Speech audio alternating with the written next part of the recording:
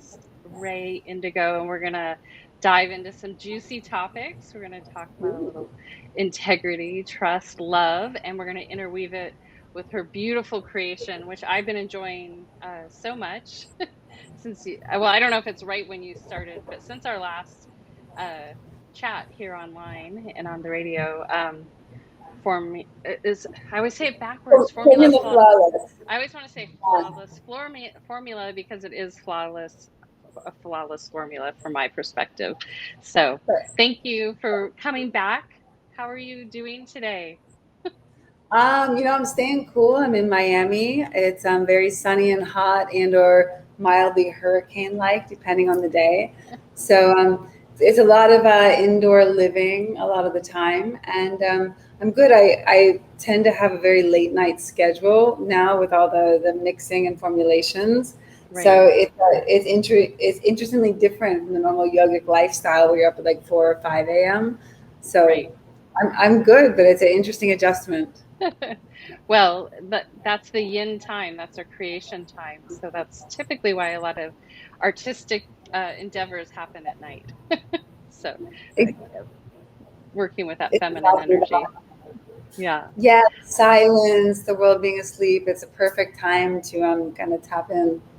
Yeah, and that's why, let's say, monks and many holy people wake up at 3 in the morning to pray and meditate because everyone's in bed. So I hope you're in bed before 3 a.m. sometimes. You watch the sunrise. Well, I you're on love the night sunrise. shift. Yeah, you're on the night shift, and then a nap. Well, today, where I'd like to start is with the word integrity. You know, we've come off this power moment. I don't know that we're off of it, but we're in another transition of this world moment. And yoga offers so many beautiful opportunities to examine certain aspects of ourself, I, and the inner self, and then how it's reflective on the outside world. So I thought we could just dive in with your relationship with integrity because you have this very integral product that you've been developing. You have a very integral teaching practice, and from my perspective, embody what you teach. And so, if you could share a little bit of how you relate to that word. Yeah, so integrity to me is an eternal vigilance of coming back to remembering the hierarchy of beingness. So, you as a being, we have this idea that maybe I'm my job, my personality, my hairstyle, my shirt, my position, what I create, my children. We have this idea that we are all of these things. But at the heart of it all, when we strip it all back, we find that we are a no thing or something that's kind of outside of this universe that is able to touch this beautiful world and bring about creation and life. And so integrity to me is remembering that first. And then of course there's the next layers of life, which is like the feeling of being alive, the I am. And then I am, we start to trickle into I am my body, I am my pain, I am all of these other things. And so integrity is remembering that there's a hierarchy there and to always return to spirit because we have many moments in this life when it's like, well, will anyone know? Or, are they going to, no one's really around. No, no, you need that. What you do when you are with yourself is your integrity. Well, and talk a little bit deeper about that because, you know, we right now we're on technology that likes to listen, hear, and see based on what we put in, and then sometimes when we don't give it permission. But what I find interesting is that, and you can share a little bit more on your take on this, is that the cosmos records all imprints. We don't necessarily need Google or any other. I don't know, internet or server to do that for us. And so the interesting part of that integrity, when you talk about with what you do with when you're with yourself, you know, it's all visible. It's not appropriate for us to look if we have the skills, you know, to spy on each other. But right now we make it a little bit easier with the technology. Well, let's have a look at this. So I'm just going to talk from the perspective of a yogi. So yogis have the ability to know your beingness remotely. It's not a problem for us, but the reason that we can do that has to do a lot with integrity and caringness, because the reason I would know how you're doing remotely would be because I care about you. I would only reach, you know what I mean? That's what brings Right. about the volition or the ability to. But what's happening with this entire data theft, the violation of my personal space, the recording of all of my data, and the justification of such is very different, because its intention is not inherently to help. Mm. And so Yep. the intention is to leverage control, essentially to harvest energy in one form of another, whether it's the stories of someone's life or their attention or their money. It's a harvesting, the intention. And there's nothing wrong, of course, because nature, we have to harvest. So we have to harvest. But but when we harvest something, when we grow something, we're trying to grow things symbiotically. And what we see happening with big data, and the inherent problem, and why it kind of raises the skin on the back of our, the hair on the back of our neck, is because it's predacious. Its intention is not symbiotic. Like if you and I work together on a project, we want to harvest something. And throughout that project, as we're going, we do our very best to make sure that everyone we touch is not harmed. That's not the case with this. And that's why, like, we feel this visceral reaction and violation. It's oftentimes hard to articulate. It's because it's a predation. And it has an end goal, which is not that you become more free, liberated, powerful, mighty in your beingness, which is that you essentially become something that's consumed by the pursuit of consumption. You yourself are consumed. And it's an interesting thing. And so that's the difference for a yogi. Knowing your data is an ease of beingness, and it's something we do as a grace, not Right. to predate. It's the opposite. It's a blessing for us to know and to be with you. Right. And so lead into that a little bit because, a lot of people will use terms like awareness or mindful, but they're more vocabulary that they might put out. And so when we care and we know about one another, what's possible within that? Well, so what is that? When I care about you, essentially what I'm saying is that my sense of my own beingness extends beyond my physical body into the consideration of the body's, mind's experiences of others. So in other words, I become bigger, more responsible as a being by that extension of my caring. Does that make sense? Absolutely. And So so we're shifting from being selfish to selfless potentially. no, let's look at this. No, no, no. So this is the trap. That's the so we have to watch. So the West has invaded the East with its guilt and its shame paradigms, right? Right. And so when I say selfish or selfless or selfish, they're both charged terms. So when we use these, and when someone's like, be without your ego, be selfless or non-existent. It's not true. I extend my sense of self to you by Right. recognizing that my I amness, my Godness, my Atman, my Brahman, and yours is exactly the same. We can merge the two and be in one. And then there's Right. all of this stuff in between. But when we're together in the place where we are the same, everything in between is not such a problem. We can resolve it anyways because we're operating from a higher perspective. But Right. I'm neither being selfish nor selfless because it's non-dual. It's outside of the duality. So we Right. see that in the attempt to understand that which is beyond words, we debase it and commodify it, and thus destroy the actual ability of people to know, because the language is so corrupted, and this corruption of language is such a problem. Absolutely. So if we go beyond, you're talking about going beyond, going over the bridge to a place of a non-dualistic existence. So You, maybe what? you, that's you. You. Yeah, That's yeah. that's you. Yeah. Yeah, yeah. So if you can share a little bit deeper about that, what's possible from that space. You just described it, but do it a little bit deeper for the listeners. Excuse me, I have the sun setting here, but we'll just watch it set on my Oh my face. God, it looks great on your chin. I love this. um, but if you can share a little bit of what's possible, because I think it's beautiful that you make that delineation for the listeners, and then what it truly means to be non-dualistic, because this gets a little hairy in itself. because Let, sometimes, let's be here. Let's shave this one down. Listen, yeah, so we're share. gonna bikini wax the deepest spiritual concepts. Yeah, Let's just go there. yeah, I think that's great. So let's look at it. All right. So I'm gonna first define the terms. So when we say dual, the best way to kind of think of this is like the symbol of yin and yang. So you have a dark and a light, an up and a down. You have these polar opposites. Ha is solar, resisting force. Tha is lunar, surrendering force. So we see this duality. And the thing with duality is it's always moving, whether fast or slow, whether it's ice or water or steam, it's moving, it's turning. Everything's a molecular exchange. So you have this kind of perpetual motion which goes in upon itself. This is what's meant as the dual. If it changes, it's not you.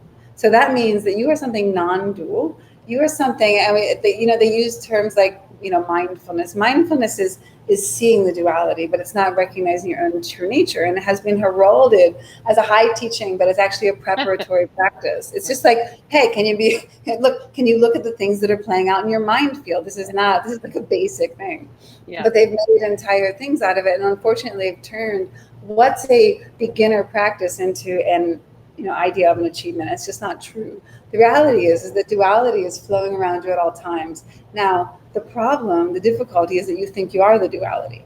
What you think you are, you cannot control. So a good way to understand this is like when you're a kid and you're learning to ride a bike. I hated those dang training wheels, though. By the way, couldn't wait to get them off. Yeah, I probably jumped ahead way too fast. But when you're going to ride a bike, what you're doing is you're balancing different forces. And this is the best way to understand the duality is that you're always balancing it. But when you finally achieve the ability to ride the bike, you're no longer worried about balancing it. In other words, you kind of will have secondary thoughts, you'll be doing other things, and it becomes an automaticity. So in this way, we see balancing, and the moment that we are able to kind of get that balancing, our mind will go to other things, other balancing. Now, if it can be balanced, if it's in the act of balancing, it's not you. You are something that's a stasis. So a stasis has no change. It's unborn, always awake, undying. Yeah, always aware. But that's a kind of a boring state, right? I'm omnipresent, it's like Yeah. somehow we got ourselves into this trouble because we were like, well, this is pretty boring.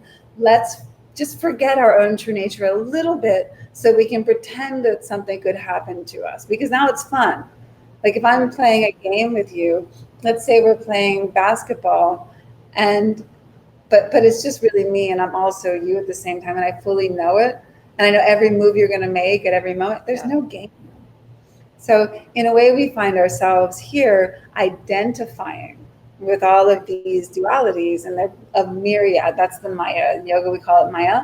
It's Yeah. this myriad of dualities, and they're very seductive and they're very insidious, and we just have to spot them. If it changes, it's not you. Yeah.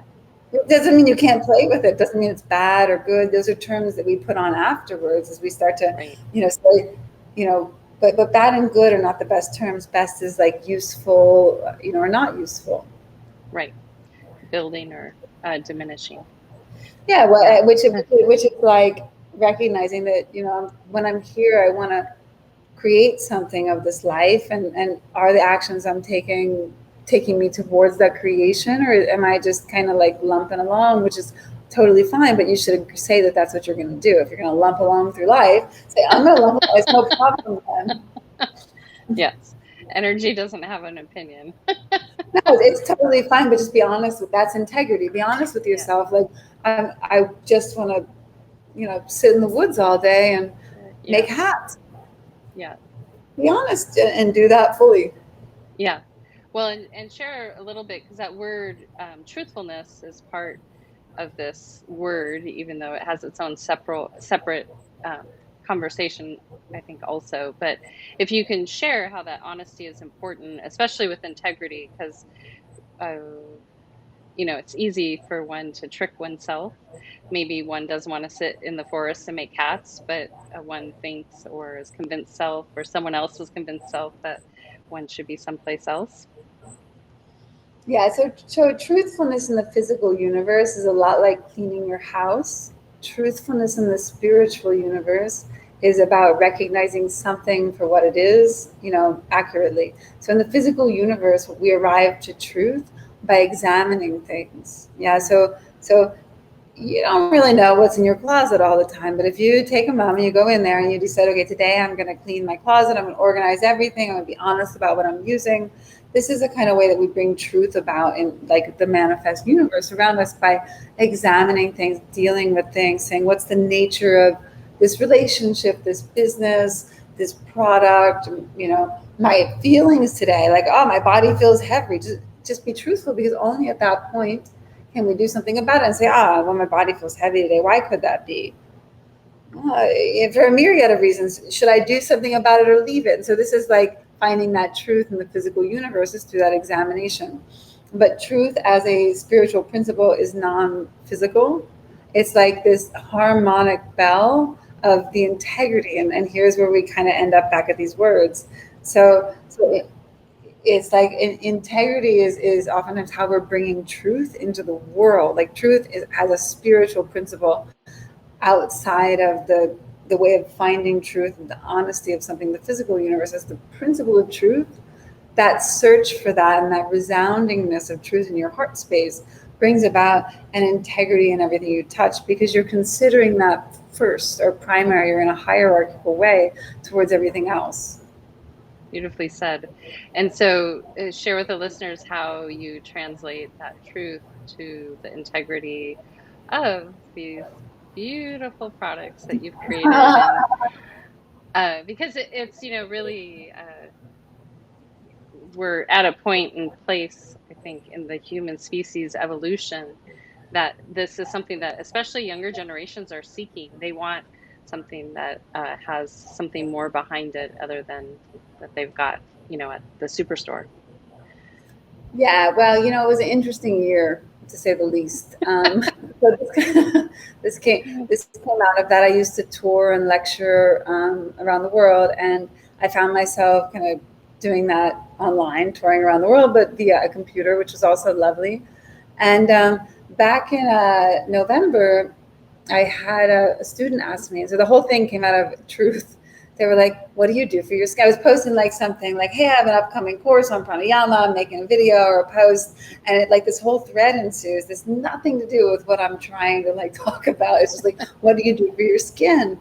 And I'm like looking at this. And first off, I'm like, that's not the result I wanted. Because, we're trying to like, I'm trying to talk about pranayama. And then I also realized, I'm like, well, what I do is I make my own products. So, because they were asking for recommendations, and I was like, so I went online, and there's a website called Inside Decoder, INCIDECOR something or other, figure it out. Inside Decoder, it's a chemistry site, and you can look up all kinds of products. And I went on there, and I like tried to search for something I could recommend, and I realized that there was nothing. So I just was like, well. But I started making serums when I was 20, and I was like, this could be something I could do someday. I just decided to start doing it, and sent it out, and it worked. It worked. Like, I remember the first time, like, you're used to your products and it works for you. And you're like, the first time I gave it to somebody and I was like, oh, put it on you. You're watching. I'm like, you see, what is this? This works for me, work for the, and I remember watching literally, it was the F3 formula, watching her wrinkles literally just hydrate, just from like one thing, instead of makeup or covering it up. Because the whole idea is, I don't like to wear makeup, and this came because I was teaching, and I'm like adjusting bodies, and you're sweaty, and and then you're on camera a lot. There's photographers, and so you have to like look your best. So either you make your skin really healthy by the right processes, or you're like in the bathroom every hour trying to get rid of the yoga sweat. So It came out of that. But when I first saw it on somebody's face, I was like, oh, of course. And it just kind of, the whole thing is just made from what I actually do. Yeah. Like, you know what I mean? What I would actually, and that's the judgment call of like everything that's used in the products is like, is this something I would do? Is it something I would give to someone that's my child, my family, someone close to me? And it's different from other cosmetic brands because what they think is like, how can I advertise this and tell people it's going to work and save on the bottom line and make it sit on a shelf for years? And it's, Right. I didn't know how bad it was until I kind of got into the business. Yeah. And I'm like, I look at different brands and every time I check them out, I'm like, oh, maybe this one's like really, and I always just look at their ingredients and they like, there hasn't been one that I'm like, well, that's awesome. I see some things where I'm like, okay, fine, your base is jojoba instead of an extract of like coconut and glycerin. Right. But it's really, the sad part is that no one knows. So here we have a whole industry built around putting products on an organ. This is the biggest organ in our Yeah, body. Like, so absolutely. let's put a bunch of like preservatives and petroleum and parabens. Let's just put that in there for like this tiny little amount of efficacy. Nah, no. Just only use. It's like Yep. it's like eating a salad that you essentially preserved so it would last on a shelf for 3 years. Or You know what sprayed I mean? with insecticide. Sounds yummy. It, yeah, it just doesn't work at the end. So it has no integrity. Yeah. And you Yep. see this in the faces of people that they're trying and they're buying and they're trying and they're doing and it's not working. Yeah. And Yeah, and it it can, becomes a runaway train, oftentimes very quickly. So, well, it's felt, and I've enjoyed it, and I'm excited to. I sent you a whole box. Yeah, you did. This is number 41. Tell me 40, about this. 41 is a clay mask. It's Oh, yay. I like clay. so you can probably, so this one, if you check out, yeah, there's a clay mask. So you can either mix it with water, vinegar, or yogurt, just depending on your skin. If your skin is pretty like you don't have acne, then probably use water. If you want to have it act also like a peel, then you would mix some yogurt in. And if you have acne, use like an apple cider vinegar. And you just need a little bit, mix it together. Like that little jar will last for a while. You put it on your whole face, and you can kind of massage it into the pores, and then let it dry. It'll take 30 minutes to an hour. And then Yeah. you'll just with a cloth, and your face will be red for about an hour because it pulls all the blood up, and it's an extraction. Mm, And then nice. after you do that, you want to have something really good to hydrate. So like I think I sent you F3 or one of the moisturizing serums. You also have the Uh-huh. F12, which Yeah. eye lift serum. F, F3 and Yeah, so F12.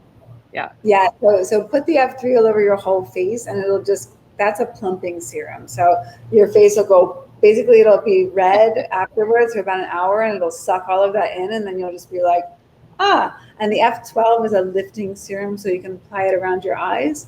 And then also, I have a whole thing with my cheeks. Yeah. So I always put like a little on my cheeks and also here.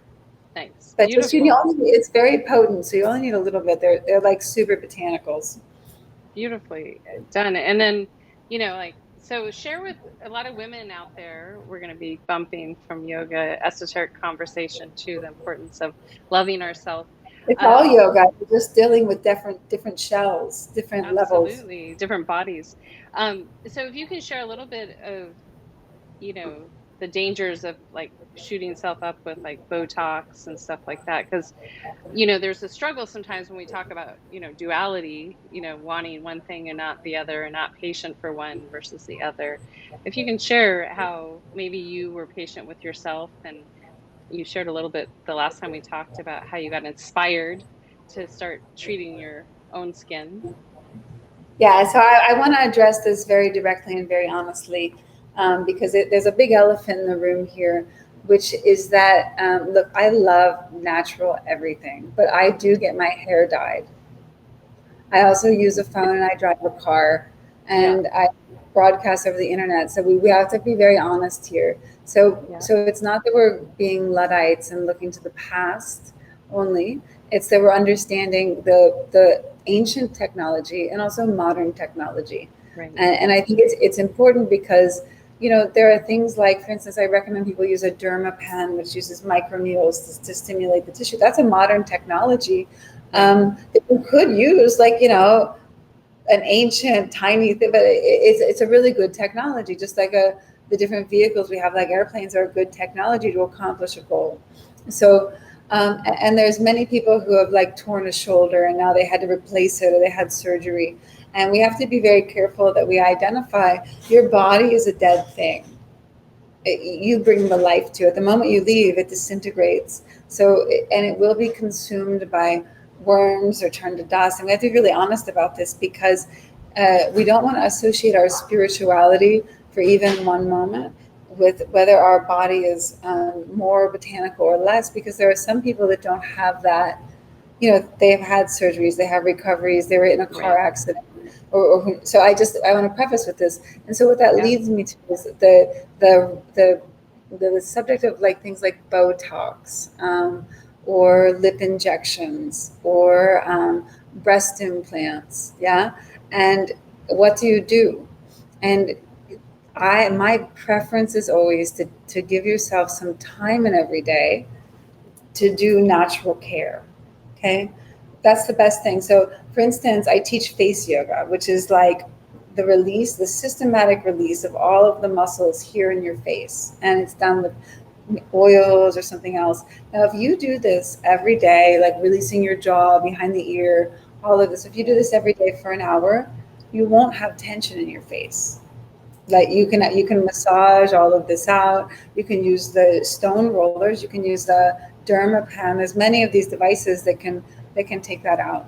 But here's the place we have to be honest about Botox. Now let's say that you have 4 kids and you also own your own business. Yeah. And you find yourself with tension headaches and yeah, and you find yourself furrowing your brow. Okay. So I've had clients that come to me and they're like this. And what I say to them is, listen, a lot of times the tension headaches, you inject Botox into those muscles which have now permanently locked and it releases them. And what Mm. happens for them is that they're all of this that they've been holding for months, years, decades of their life releases. Mm. Yeah. And at that point, when it's actually released, then you have them work a little bit, but they don't have to undo so much. So Right. as to whether something like this is right for a person, you have to look at the lifestyle. Look, if you are sitting by the river all day and you have tons of time, go 100% natural. You just have to get your hands in there and you do the work. But if you're the other way and you don't have that luxury of time, then you can use other things. And to say otherwise, how am I supposed to tell her, well, there's nothing you can do about it? There is. Is it optimal to inject poisons into your body? Absolutely not. But did you sit in traffic, with the air circulating from the outside behind someone's exhaust? Mm. So where's your natural life? This is like, we have to be very honest about that. What's Yeah. the right choice is right to the individual. My preference is that we have a life where we don't work all of the time and we have this free time to do self-care. And this is what I encourage. But some people at the moment are not in that position.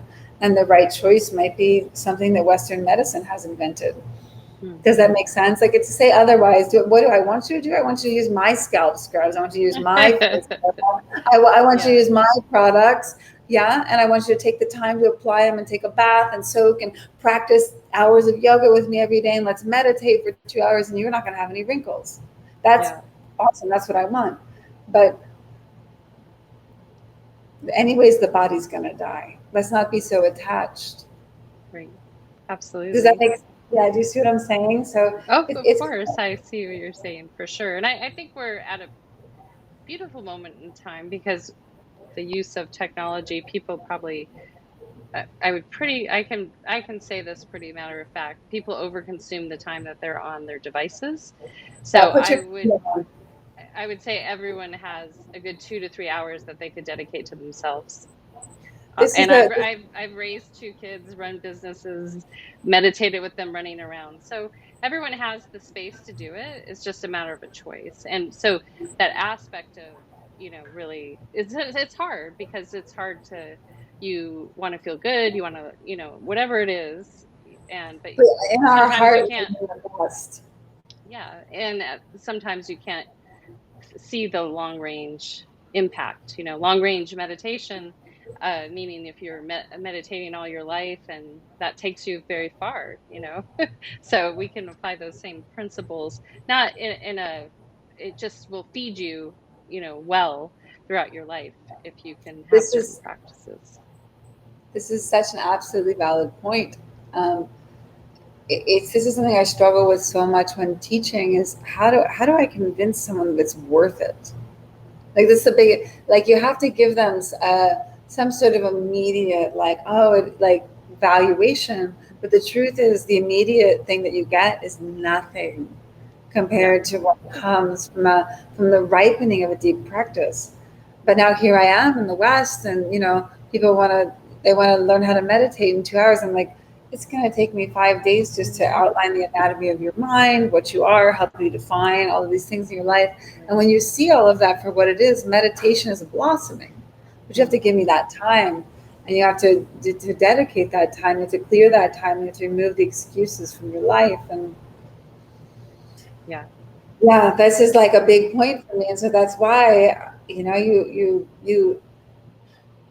you pick people up really where they're at and where they're willing to explore, and that's I don't know what And else. that's, yeah, and I think that's a beautiful point. If we circle back around even to having awareness of our surroundings. So even for you as a teacher, you meet your student where they're at. You don't run them ahead to advanced sutras or practices when they haven't even maybe started to sit for a minute, right?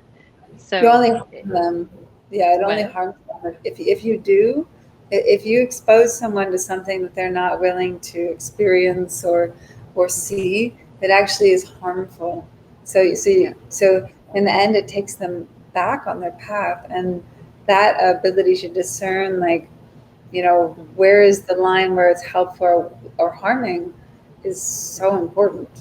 Absolutely. And if you can share a little bit more, even for the instructors out there that might, they get a concept. I see this a lot, even in indigenous people that try to dabble in indigenous cultures. They might glean things from their culture and think that they can own it without earning it. But if you can share with maybe other teachers out there how important it is to meet their students where they're at and not maybe be so fixed.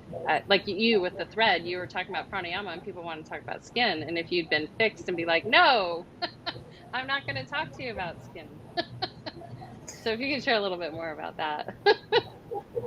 Um, so I think it's really important to be easy in your beingness, and what I mean by that is that you allow others to be as well, you know, because let's look at what's happening for most people is that they're experiencing their life as this kind of prison of considerations or worries of other people judging you, and then you judging them, and both sides of this are a prison. And how do you get out of the prison? Is by allowing others to be as they are. Like, I can experience you as you are. I don't need to, like, look, I might be able to teach you how to make your feet more open or do a better back bend or to meditate with joy or to, wrap your hair into a cool ninja bun. I mean, of course, all of those things are possible, but they're never going to be possible if you and I don't have a heart connection, because you won't really listen or trust me. So the most important thing for me to do is to just allow you to be, to just really, but like really, really, not as like some sort of ploy to get you to listen to me, to just be like, hey, you're exactly as you are, and that's a-okay with me, right? And this is also the it's the root chakra stabilization, which can be done by a simple repetition of the phrase, I have the right to exist exactly as I am.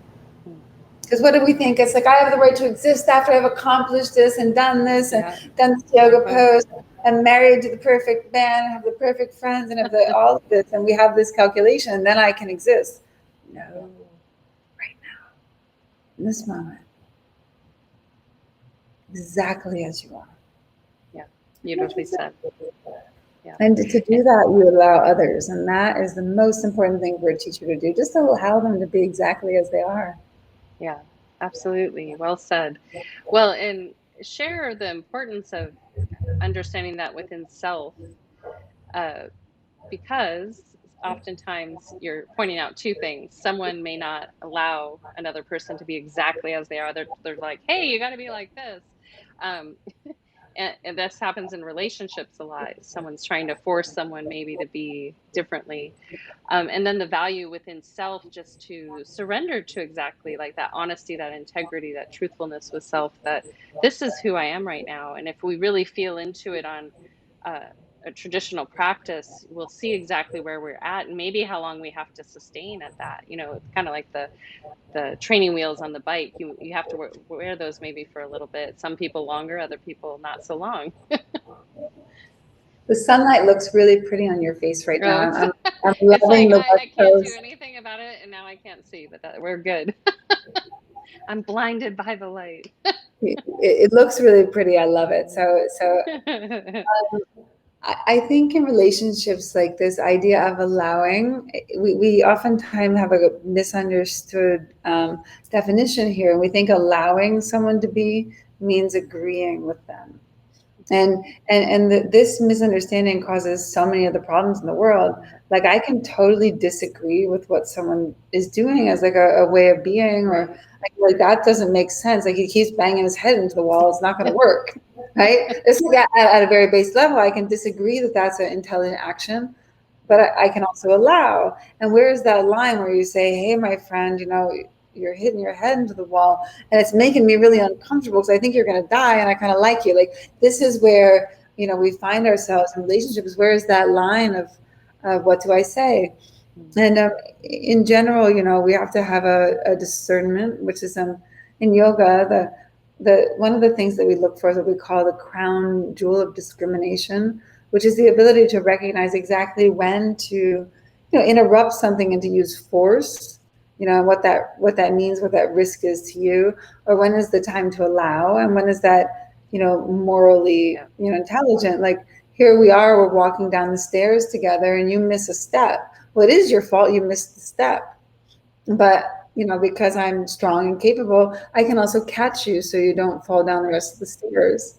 So finding that line of discernment of when do I intervene, or or when do I allow the person to experience their unawareness. If you're my student and you continually are making the same mistake, and I keep saying don't make that mistake, at a certain point I have to say, okay, I'm going to report to you, Sue, that if you continue to do that, this injury will arise, but now I'm not going to interrupt it because I think that maybe you want the fruit of that. Do you see what I'm saying? Like at a certain point, Absolutely. once you get that injury, then you'll hear there's an awareness that will happen when we have an impact with something. Right. So so this is where it comes into like karmic consideration. Here you and I are, and I want to prevent you from being harmed, but what if by you hitting that rock bottom or having some like intense event, you actually change your life? So we have to watch that we don't kick the can of karma down too far in someone's life because of loving them. Because here's the thing is that a person only has so many years. Yeah. Yeah, I mean to go like this with my arms big, it doesn't show up on the camera. They only have Yeah. so many years. So you have your runway of 100 years, maybe 120, maybe 85. Now, if people around you postpone the realization of what's not working in your life, you have less time to actually develop. Yeah. But if people Absolutely. around you don't support you enough when you see your own stumbles, then you'll continue to fall. So this is why our community and having this discernment as an integrative, beingness of others is so important, Yeah. because Absolutely. when do I catch you and when do I say, okay, like you keep not seeing that step, so do you see it now? Where is that boundary? And I don't have an answer. You need to have that answer. That's what spiritual practice is about, is that you have that answer for Yeah. you. You don't find it from without. Yeah. You're describing the toddler phase for every parent out there when Yeah, they want to exactly. run in the street. Yeah, exactly. And it's like who's the in the most danger, or Yeah. but when kids, I remember reading about they would let the baby burn themselves on the hearth when they were young, so that baby would know that fire can burn them and not crawl into the hearth by accident when the Yep. attention is gone for a moment.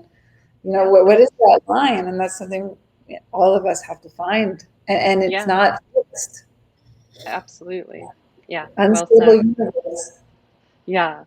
So leading from integrity into trust, because there is this conversation of that dance with one another.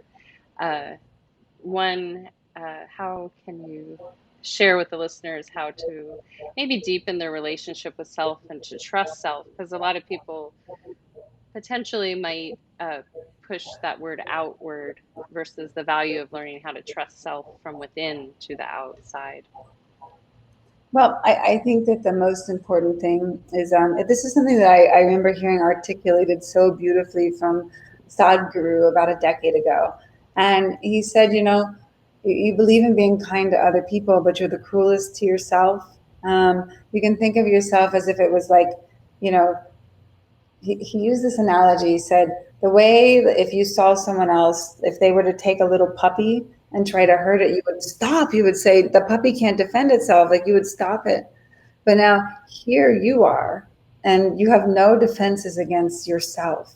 You know, all your flaws, which is also a made up concept that you just come back and keep slapping yourself with. You know, it's something you created and you use against yourself. So you would stop someone from hurting that puppy, but here you constantly criticize and tell yourself what's wrong with you, as if somehow your success in this ever changing, unstable, unpredictable, illusory universe defined your beingness. And it's just a misunderstanding of what you are. So you all day are stabbing yourself, but then you heard in some spiritual book that you should have this good relationship to yourself. Well, it's not possible. Just stop the self stabbing. I have the right to exist exactly as I am. Just don't Yeah. do it. Like when you're like, oh, I'm not, stop with it. Who cares? You know, when we're younger, we're like, oh, I'm not, you know, we worry, are we pretty enough? Are we smart enough? Do we have the right job? You're in your teenage years, in your 20s, you're so self-interested in what do they think of me? And it's important to examine this and to recognize that as you get, you know, as you age and as you recognize that, you know, maybe you're not your body or the body isn't what it was, that now we start to punish ourselves. Now become liberated from it. You were never a body. No matter if you spent 20 years of your life thinking that you are. So what is this punishment? You were never your mind. You were never your successes. And in fact, by relinquishing that grip on success, you will find that your actions are naturally more successful because there's no more of this back and forth, this resistance that happens. Yeah. Well said. So trusting, dive a little deeper into that concept about trusting the eternal being, because there is, in the current epoch on planet Earth, there's been a lot of emphasis on that push pull on the external bodies and sensory positions. But from a yogic perspective, if you could share a little bit about trusting from within the eternal self and what's Yeah, possible there. there's an interesting, sorry, it's an interesting premise here is that we've gone out of trust. So to go into trust, we have to kind of have a mistrust. Like the moment you're in a relationship and you start to think, oh, I trust him or I trust her, you already had a thought of mistrust. Otherwise, where did this idea that I need to trust? Yeah.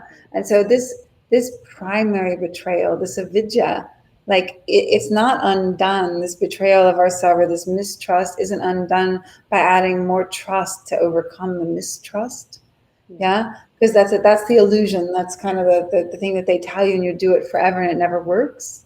The secret is to remember your own true nature, that you just are like a light and that light shines indiscriminately. We want to say I'm this or I'm that, and I was bad and I'm good, and if I do this, but these are all things that we gather. There's societal phenomenons.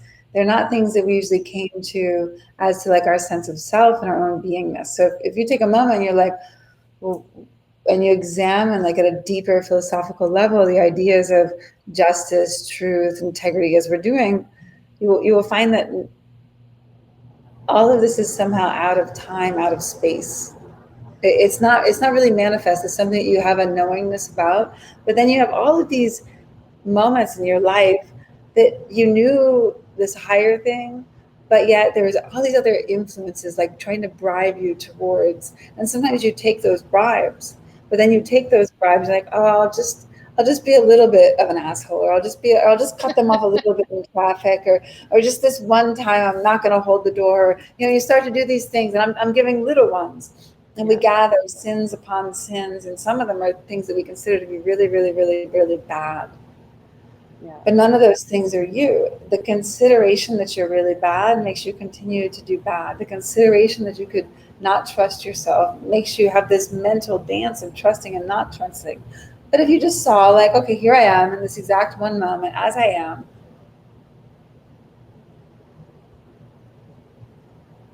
There's no trusting what. I'm here and you're here, and I've done all kinds of things that were non-opportune and could have been done better.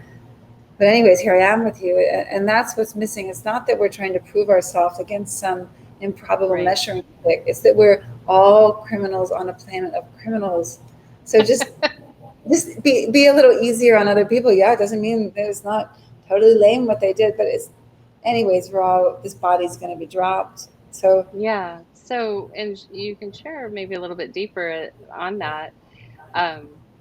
Within the present moment, if we truly shed just even like 15 minutes ago, uh, here we are. So if you what's go ahead, possible, go ahead. yeah, what's possible, if you can share a little bit with the listeners, it's a practice because it's very easy for everyone to bring their luggage with them in the room from, maybe 10 years ago, a week ago to a lifetime ago.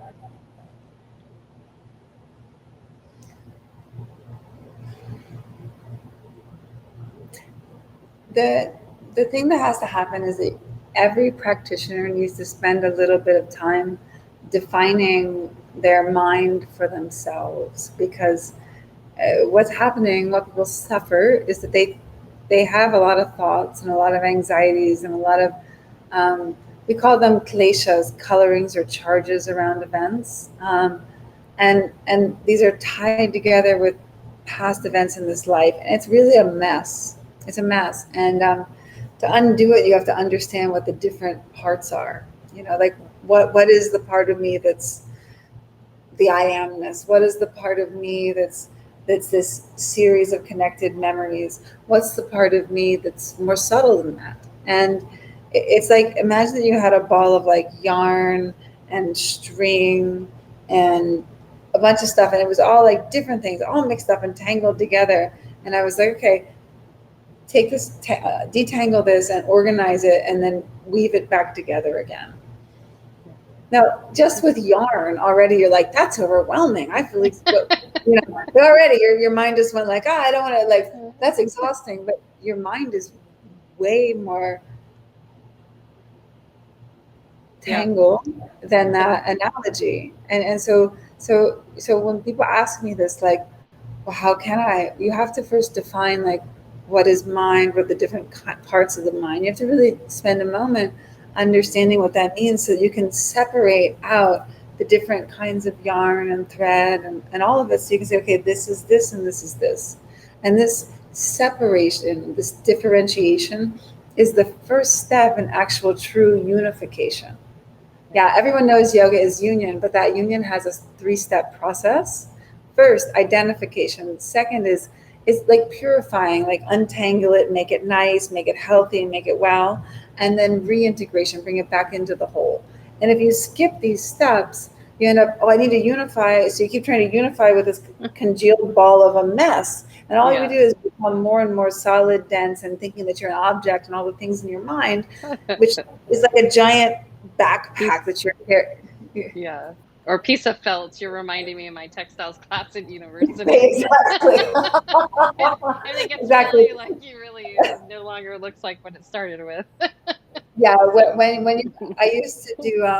I used to do hat making, and I remember, you'd weave a hat that's extra big and then felt it, and yeah, it's a big tangled mess. Except that's intentional. This is an yeah. unintentional big tangled mess. And Yeah. if you really want to get out of it, you need to dedicate some time to reading, studying, and understanding, and have a we call it Sankalpa Shakti, which means this inner like an inner light, an inner willpower, inner desire to overcome. And if you don't Yeah. have that, probably not in this lifetime will you succeed. And if you want to have that, it's something you cultivate from a little ember. You just make it bigger and bigger and bigger, like an inner fire that refuses to give up. Oh. Oh. So, uh, with some of these efforts, there's this natural, beautiful thing that occurs. One, when we use your skincare products, you feel very blissful, feels Yeah, they good. smell good. Yeah. But then, there's a cultivation of love in our society. We tend to grasp for love. But if you can talk a little bit deeper about this divine love, the bliss, connecting with something that's not really uh, that you can grab and hold on to, like a dog or a partner or a child, uh, and how you would share with people how to potentially relate to that or access it. Okay, so again, we have to untangle a few words here. So let me I love just that be. you do your syntax. Go for it. It's otherwise it doesn't work. Like if I don't define what I mean, then when I try to use the word, Yeah, I it don't would be know how you define it. confusing. Yeah. Yeah. So we have like the conditional love, which is you marry me, you bring in the money, I have the kids, something like there's an Yeah. exchange basis, and most of us wouldn't really call this love, but like maybe an agreement that's functional and tolerant, and we can say this is like a low gradient, functional, tolerant, relationship to survive a hard world. Nothing is wrong with this, but we want to just define conditional love. Yeah. Okay. Then everyone's heard of unconditional love, and this is this has this is a very powerful thing, but it's very misunderstood. But I want to talk about something in between, which is the place where kind of spiritual practice meets the conditional reality in a way that brings it into beauty. So Mm-hmm. there's a yoga known as Rasa Yoga, which means the yoga of emotions or of mood, and it's intricately tied to, just your general well-being, how you are in the world, and it identifies 9 rasas that are the major rasas, and of course there's variants of all of this. So the first one is a rasa known as Shringara, and it's considered like the royalty of the emotional rasas. And what it means, and it's very beautiful, is love in union and love in separation. But the two are seen as both parts. And this particular love in union and love in separation gives you a key to how to bring so much goodness into your life. So bhakti yoga is the devotion of bhakti yoga comes from Shringara. The romantic love, the passion of like, you see your lover and then you're separated from them for certain events for a certain amount of time. You have that longing. This is what the Krishnas talk about, like the longing for God. It can be longing for a lover. It's a longing for other, for unification. You can only long for unification if it was there and was removed. Yeah. And so Shringara is the application of this. And we see this manifesting like lighting a candle before dinner, or like making a beautiful food that's not just nourishing, but tastes good. So Mm-hmm. it's like these little details. When I'm with you, I'm with you. When I am, but then when we're done, it's a proper ending. It's like, and then I'm with the next. And this is Shringara. And so it's what we call a maha, uh, mood or rasa, a maharasa. And you cultivate this. It's something you cultivate by understanding what it means. And so this kind of love is the kind of love that people can really, because unconditional love is a siddhi. It's a side effect of something. It's a development. It's a blossoming. But Yeah. this Shringara is something you can practice. And you Mm-hmm. practice it in the most mundane ways. You go to the coffee shop, you see that the person, and you're like, in all integrity, you find something beautiful and you bring it out and you say, the way that you make coffee is so delicious. Thank you so much. Like you compliment something beautiful. And it's this way of seeing that. Out of Shringara comes all art, music, uh, anything that's like the taste of the divine, turning your attention towards that which is beautiful. And oftentimes, most of the time, that which is beautiful is also not the most rational. Yeah. So this is Shambhara, and then of course we have unconditional love, which is what we call a siddhi, or a spiritual development or superpower, which is essentially the ability to allow everything and everyone to exist without being against it. The ability to admire, like a sun, everything that comes within your nearness or farness. And that is a little bit a far-fetched to ask of most people, but I promise you that if you do regular spiritual practice correctly, it becomes very easy to become unconditional in the light that you bring to others. You don't need a condition, you can just bring it and also leave. The sun goes to sleep sometimes. Yeah. Just as it just almost is done here. And like as we saw in your radiant It face. was orchestrated, a choreographed sun moment. Well said. Uh, and if you can share a little bit more about that in between of the power of choice to choose to bring out someone's beauty, especially with someone that's developed a line to bring out people's beauty, and you feel that through your creation, your excitement and joy for it. Because it Most becomes a reflective mirror, you can be around someone that just uh, pulls it out and it elevates the other person, or you could be around someone that doesn't do that, and maybe, but it's a powerful practice to engage that way with others. the hand of the sculptor must be steady. Mm.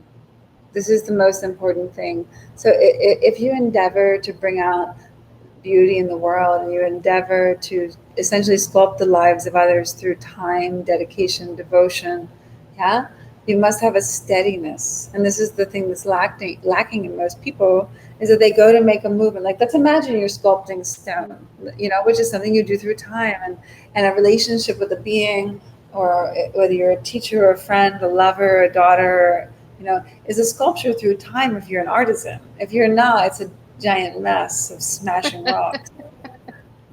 But the thing that but let us not forget, in an era when the hands of many are completely unsteady, the hand of the sculptor must be steady.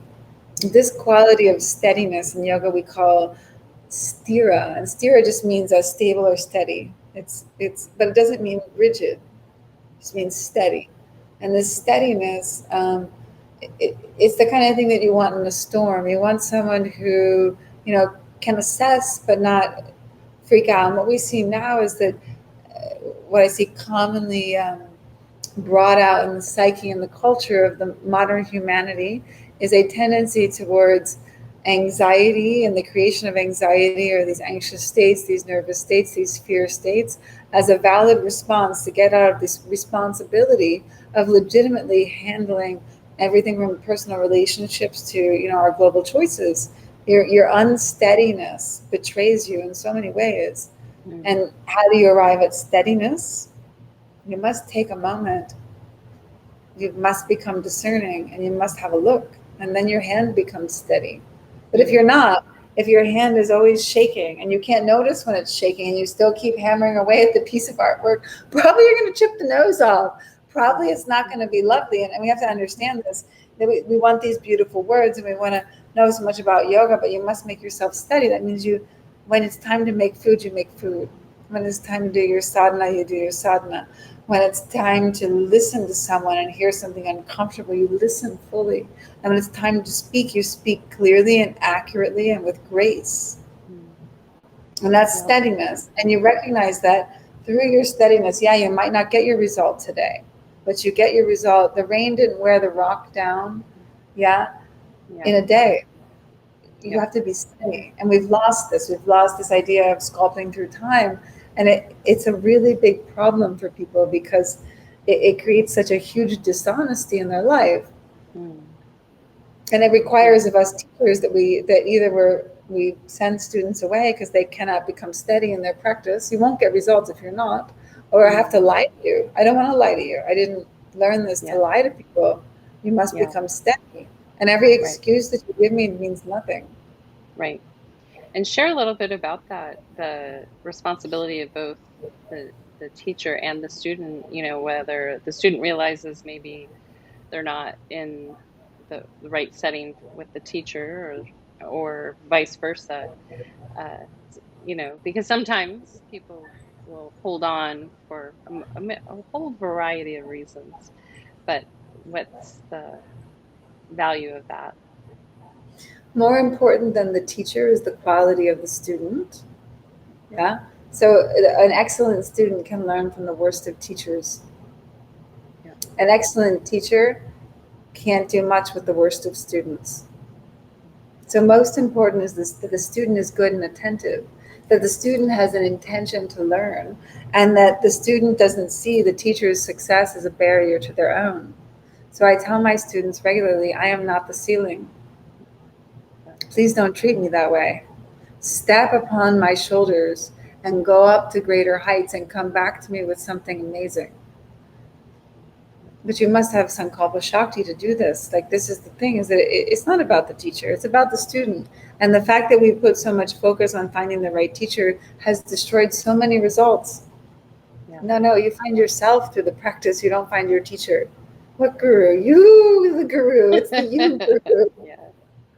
Yeah. You are Anything the. you heard from a teacher, you heard from you. You heard because you heard it. Yeah. Because the truth is, many other people were in that lecture and they heard nothing. But you heard. Who heard? You heard. Yeah. I heard a piece that kept you going for more. Yeah. But you heard. You realized the piece of your own true nature. And the job of a teacher is only to reflect the student to their own true nature. It's never to do the work for them, and this is a big problem for modern teachers, is that we're expected to not only pull ourselves up but to pull up others too, as Yeah. opposed to like remind you to lift your toes and adjust your body and to breathe and to where to put your mind. You remember some stuff. Yeah, remember, I said in the beginning. What did I say in the beginning? Remember now. And as teachers, if you are a teacher, you need to have this mood. Like I told you once. What did I tell you in the beginning? Remember it now. Yeah. And in this way, you don't repeat yourself, but you make the student access the information. Absolutely. Good So it job. goes. So it goes. So as we wind out this time together, we'll have to have more. Uh, Share your deepest love with what you've discovered in creating all these treasures. Oh, Uh, that. Which one is that you have? What did I send you? What's the number on it? it's Oh, 84. It has 84. So this particular one is made with a this blue algae from mm, Klamath Falls.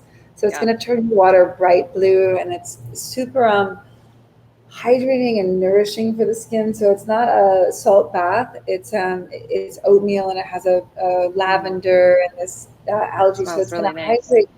Yeah, it smells really. It's such a. They're like a deconstructed bath bomb. So when you pour it out, you'll see like all the beautiful colors and Yeah, ingredients, and that one smells amazing. You yeah, could soak like a half hour, and afterwards you can rinse off, but don't soap your skin. Leave the bath on it, because it's a just shower afterwards or lightly rinse, because it's this particular blend of things that'll really feed your skin. yeah. Well done. Tell them also about number 83. This smells really good. Anyone watching, they all Right. smell good. Oh, this is salt and rose. 83. I think 83 is Shatavari and Galango. Mm, Yeah, so this is one that's going to boost your vitality. So it's going to, like, for female vitality, male vitality. It's going to it nourishes both sides of the prana. So you soak in this, and I wouldn't necessarily recommend doing it at night and then going to sleep afterwards, if you know what I mean. So maybe gonna in the invigorate morning, you. or maybe if you have other nighttime activities, whatever those are, this is a good bath to do before them. This is good for jungle fever, for summertime jungle fever. I'm just saying, if you're feeling feisty, it's gonna give you that. A night of long lovemaking. Yeah, it's gonna increase the vital force. That's good. Well, we need that right now, Yeah, actually. so So, so a lot of the products are designed to have an effect, because remember, our skin is the biggest organ.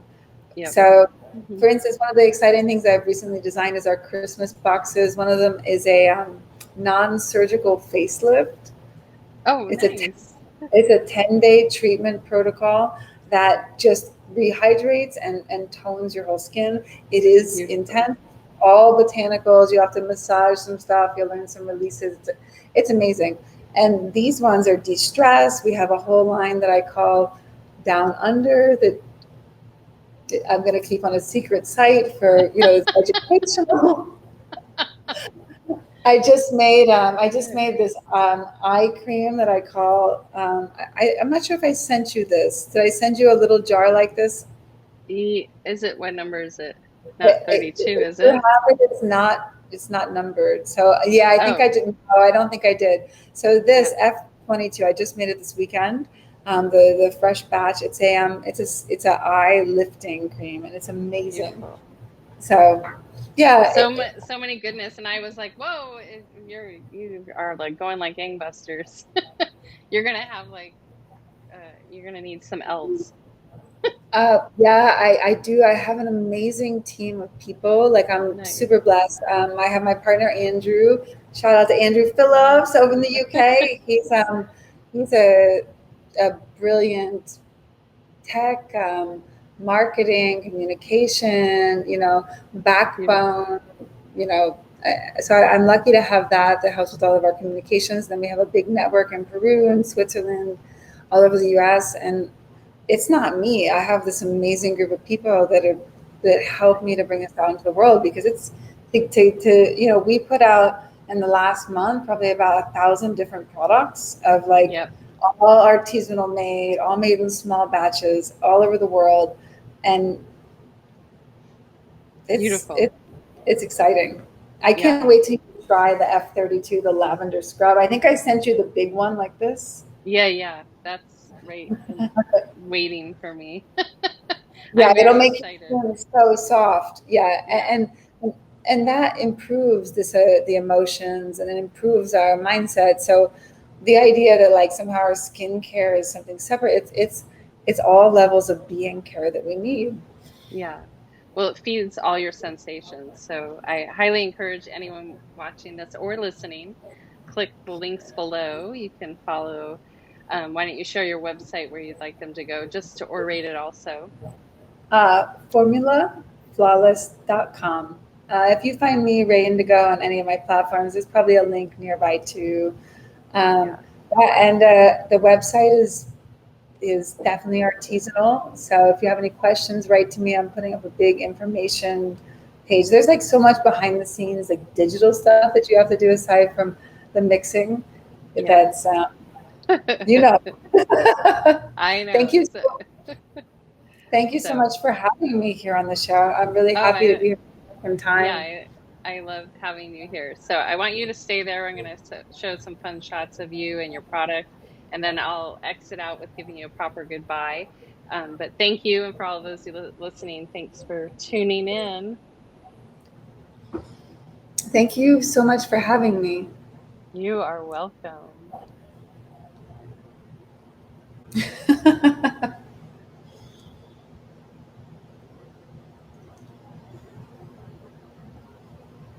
Ooh, that's a beautiful shot. Mhm.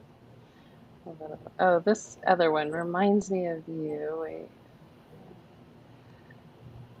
listeners. Love is Oh, a I bridge love between you and that. everything. So Look at that. you These can old tell, temples. yeah. So, right.